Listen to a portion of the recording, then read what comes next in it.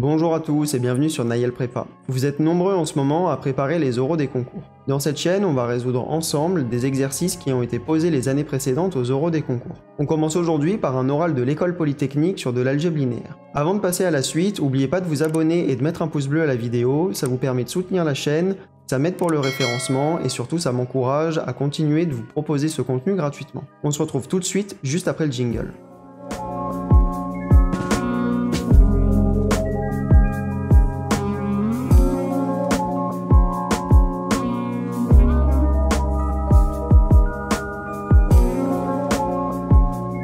Voilà, alors on se retrouve pour l'oral de l'école polytechnique. Donc voici l'énoncé, on considère E et F deux cas espaces vectoriels de dimension finie, F et G deux applications linéaires de grand E dans grand F, et il s'agit de montrer que le rang de G plus petit ou égal au rang de F, ça équivaut à dire qu'il existe un endomorphisme de F noté H qui va être inversible, et un endomorphisme de E noté K, tel que H rond G est égal à F rond K. Alors, au premier abord, cet exercice il semble quand même assez délicat. On nous demande de montrer l'équivalence entre une inégalité sur les rangs et l'écriture de H rond G égale F rond K avec H inversible et K quelconque. Ça paraît comme ça assez délicat, mais vous allez voir qu'en détaillant pas à pas les étapes pour résoudre cet exercice, en fait avec un petit peu d'indication de l'examinateur le jour J et avec un petit peu de rigueur, vous allez voir que c'est pas un exercice qui est insurmontable. Et je pense qu'à force de voir des résolutions d'exercices de l'école polytechnique, vous allez finir par vous rendre compte que c'est souvent pas du tout des exercices intouchables et qu'avec un petit peu de rigueur et un petit peu d'analyse, vous serez sûrement capable, le jour de l'oral, de résoudre ce type d'exercice. Alors la première question qu'on se pose, c'est par où commencer? Alors on voit cet exercice, par où est-ce qu'on commence? Déjà, il y a une première information à voir dans l'énoncé, c'est que H, elle est inversible. On a considéré H inversible et K pas forcément inversible. Ça, c'est un premier point sur lequel il faut attirer son attention. Qu'est-ce que ça implique que H soit inversible? Le fait que H soit inversible, ça va impliquer qu'on va pouvoir écrire G de manière isolée. H rond G est égal à F rond K, ça va être équivalent à dire que G est égal à H-1 en rond F rond K. Maintenant, quand on écrit G est égal à H-1 rond F rond K, il y a aussi quelque chose il y a aussi une chose à laquelle il faut penser, c'est à l'écriture matricielle des égalités sur les endomorphismes. On va noter grand G, la matrice associée à petit g, et on va faire la même chose avec H-1, petit f et petit k. Donc on note grand P la matrice associée à H-1, grand M la matrice associée à petit f et grand Q la matrice associée à K. Donc maintenant, l'égalité G est égale à H-1 rond F rond K, elle se réécrit matriciellement sous la forme grand G qui va être égal à P M Q. Avec P inversible évidemment, Q quelconque et M, la matrice associée à petit f. Peut-être que le jour de l'oral, on va vous poser quelques questions là-dessus. Vous pouvez dire que vous considérez n'importe quelle base pour E et pour F. En fait, on s'en fiche, l'essentiel c'est juste que tout le monde soit écrit dans la même base, donc vous pouvez prendre les bases canoniques pour écrire les matrices associées aux endomorphismes, associées aux applications linéaires, là en l'occurrence pour G et pour petit f. Donc maintenant qu'on en est là, on a écrit donc matriciellement ce que ça signifiait H rond G est égal à F rond K avec H inversible. Donc en fait maintenant on se rend compte, comme on a P et Q qui sont à choisir, on se rend compte que là on cherche à nous faire caractériser l'ensemble des matrices grand G qui sont de rang plus petit que grand M. En fait si on regarde dans l'énoncé, là, ce qu'on nous demande sur les rangs, l'inégalité rang de G plus petit que rang de F, sur les matrices, ça va se transmettre évidemment et ça va nous demander de montrer que le rang de la matrice grand G va être plus petit que le rang de la matrice grand M. Donc là, en fait, ce qu'on montre avec cette inégalité ici, c'est que dès qu'on prend une matrice grand G et on veut qu'elle soit de rang plus petit que grand M, il va nous falloir trouver une matrice P inversible et une matrice Q quelconque, telle que G s'écrivent sous la forme PMQ. Donc on va pouvoir aller réécrire ça de manière un peu plus rigoureuse. Qu'est-ce que ça signifie? Ça signifie que l'ensemble des G qui appartient à L de EF, tel que rang de G est plus petit que rang de F, en fait on nous demande de montrer que ça c'est le même ensemble que les matrices PMQ avec P inversible et Q quelconque. Évidemment, le jour de l'oral, il faut aussi que vous précisiez les dimensions qui sont considérées.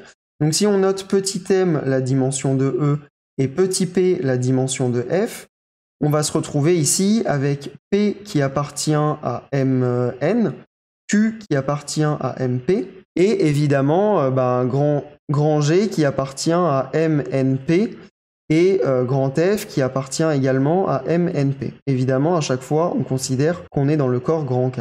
Donc maintenant, l'idée, c'est de montrer l'égalité entre ces deux ensembles, donc de montrer que toutes les applications linéaires de E dans F qui sont de rang plus petit que F, elles s'écrivent sous la forme matricielle, sous la forme du produit PMQ avec P inversible et Q quelconque. Donc pour montrer cette égalité, deux options s'offrent à nous. La première, ça va être de montrer cette égalité par analyse synthèse, donc de considérer une application linéaire qui est de rang plus petit que F et montrer que matriciellement elle s'écrit sous la forme PMQ, et ensuite de faire la synthèse et de montrer que toutes les applications PMQ elles sont de rang plus petit que M, ou alors, c'est ce qu'on va préférer ici dans la solution que je vous propose, c'est de montrer ça par double inclusion. Ça revient strictement à la même chose, hein. La première inclusion, ça va être votre analyse, et l'inclusion réciproque, ça va être votre synthèse si vous souhaitez raisonner plutôt par analyse synthèse. Mais ça va être exactement le même raisonnement. Donc on va commencer par montrer la première implication, qui est l'implication la plus délicate. C'est de montrer que si G elle est de rang plus petit que F,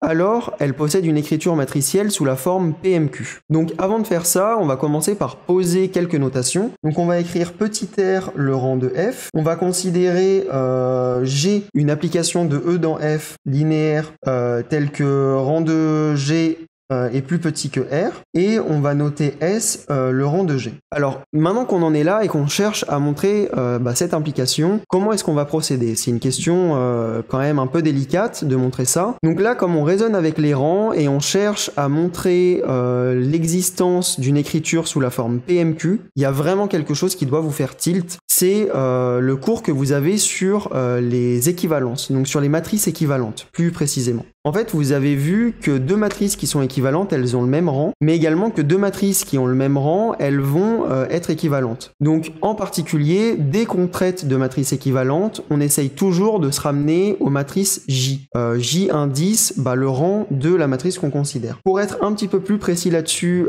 si vous vous en rappelez plus, déjà, vous pouvez retourner voir la vidéo que j'ai faite sur les matrices. Donc, j'ai fait un rappel de cours assez exhaustif sur les matrices, donc je vous mets la bannière en haut de cette vidéo si vous avez besoin d'un rappel de cours. Sinon, je vous rappelle directement que puisque M, elle est de rang petit r, M, elle est équivalente à la matrice JR, qui est en fait, qui s'écrit par bloc de cette forme-là. Donc on va avoir sur la diagonale R1, et puis après que des zéros, et partout ailleurs des zéros.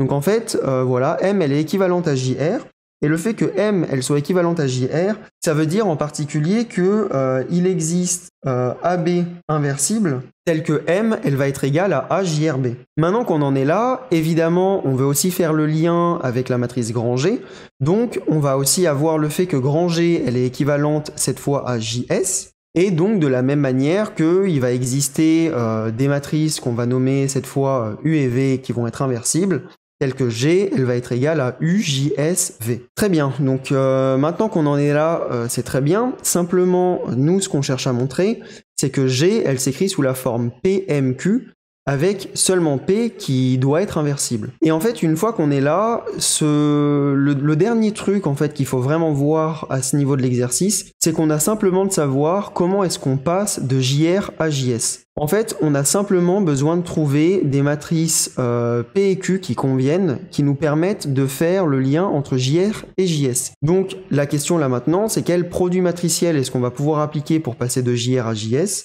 En fait, JR, c'est simplement exactement la même matrice que JS, mais avec quelques 1 supplémentaires sur la diagonale. Je vous rappelle que JS, ici, c'est la matrice qui a S1 sur la diagonale, puis que des zéros. JR, à l'inverse, elle a R1 sur la diagonale, puis que des zéros.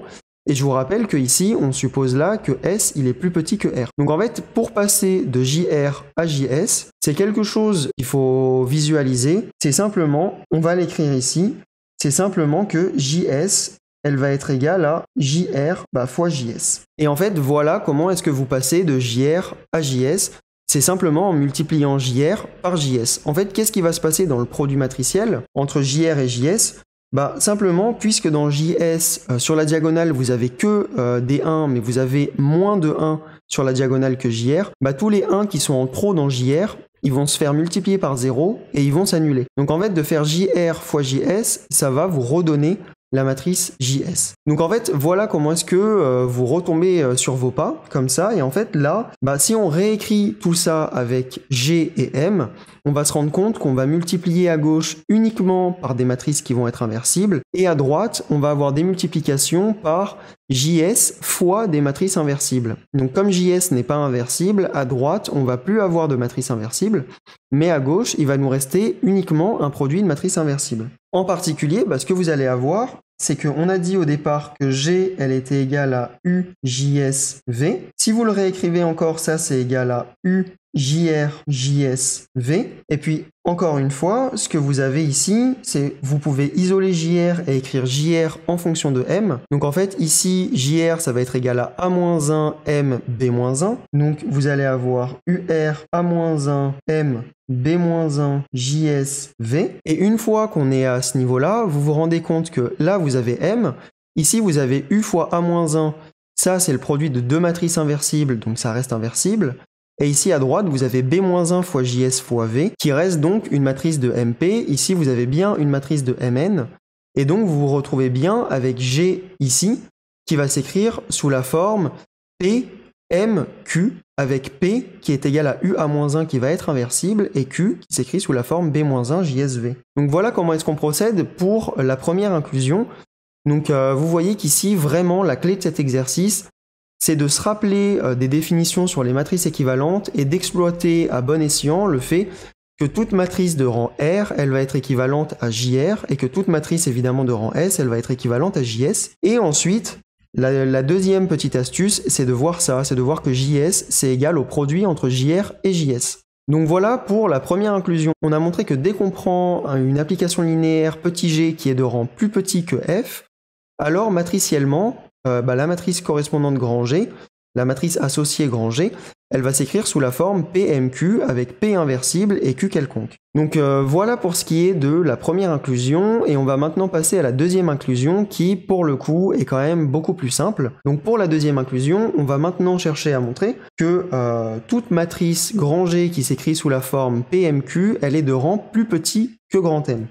Donc on va considérer soit G qui appartient à M NP, de grand K évidemment, tel que G est égal à PMQ avec P qui appartient à GLN de K, Q qui appartient à MP de K, et donc M qui appartient aussi à MNP de K, et qui, je vous le rappelle, est la matrice associée à l'endomorphisme petit f. Qu'est-ce qu'on va pouvoir vérifier ici?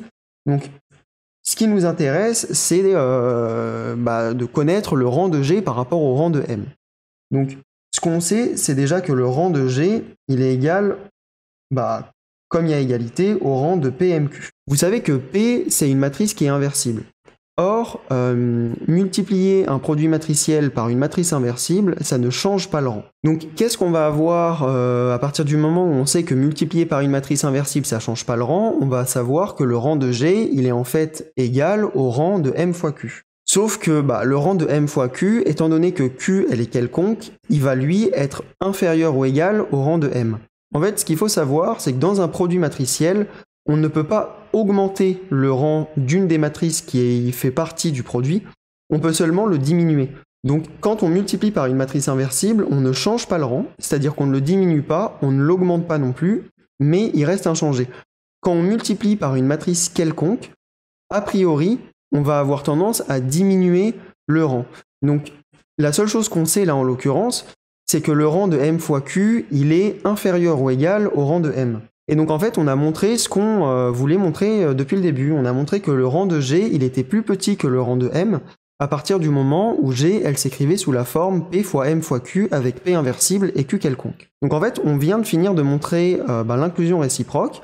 Donc on a montré l'égalité entre les deux ensembles de départ, et on a montré que toutes les applications linéaires de E dans F qui sont de rang inférieur à petit f, elles s'écrivent matriciellement sous la forme PMQ, où M est la matrice qui est associée à l'endomorphisme petit f. Donc on a résolu l'exercice. Donc voilà, l'exercice touche à sa fin. J'espère que vous avez pu bien suivre l'intégralité de la démonstration, que vous avez pu bien comprendre et avoir une bonne intuition de ce qui se passe dans cet exercice. Ne paniquez pas si c'est un exercice qui vous paraît délicat. Le jour de l'oral, vous aurez une discussion avec l'examinateur et il vous permettra petit à petit de trouver la solution par vous-même. Donc voilà, sachez aussi que c'est un exercice qui a été posé à l'oral de l'école polytechnique.